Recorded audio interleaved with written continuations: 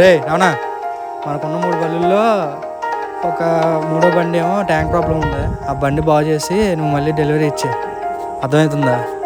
రే రావణా, రే రావణా, నిన్నేరా ఏడాలో చెప్తున్నావు. నాకేముంటారా నా కొడుకు గురించి తప్పించి ఆలోచించడానికి.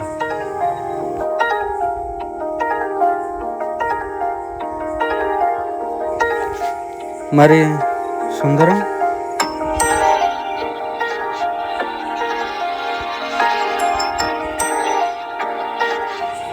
వాడి పేరు నా దగ్గర ఎత్తదని ఎన్నిసార్లు చెప్పాలి నీకు?